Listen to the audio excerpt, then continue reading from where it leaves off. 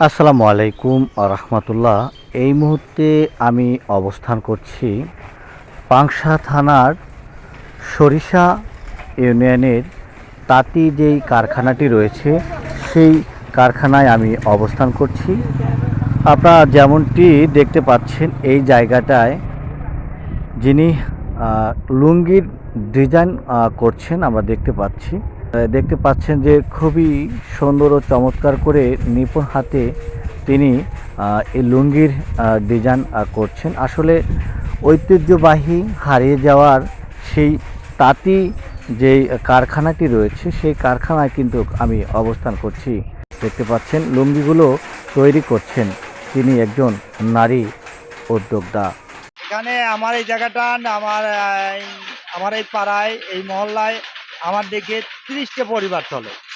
30টা পরিবারে আমার উপর নির্ভর।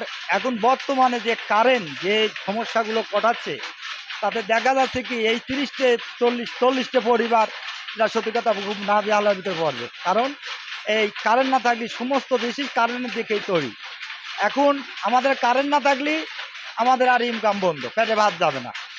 এখন এই সরকার যদি কোনো রকম এই কারেন্টের ব্যবস্থাটা আমাদের করে দেয়, যেমন এমন লোডশেডিং ডাক দিয়ে কেমন আমাদের 8 ঘন্টা একটা না দিক, 12 ঘন্টা একটা না দিক, আর 12 ঘন্টা বাদ দিয়ে দিক, অথবা এই যে 2 ঘন্টা আছে 1 ঘন্টা দিল, 3 ঘন্টা নাই 1 ঘন্টা দিল, এইভাবে না দিয়ে যদি এইরকম ধরেন যদি দেয় 8 ঘন্টা 10 ঘন্টা 12 ঘন্টা একবারে লোডশেডিং, তাহলে আমরা এই শ্রমিকটা একধারে কাজ করতে পারবে। তাহলে আমাদের পক্ষে এই কারখানা চালানো আমাদের হবে। তাছাড়া যদি এইভাবে কারেন্ট করে তাহলে আমাদের পক্ষে সম্ভব হবে না। বিদ্যুৎ কম থাকার কারণে তাদের শ্রমিকগুলো কাজ করতে পারছে না।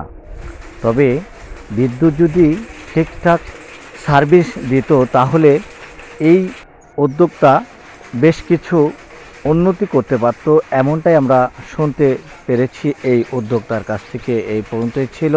আমি আনোয়ার প্রামাণিক, ফরিদপুর।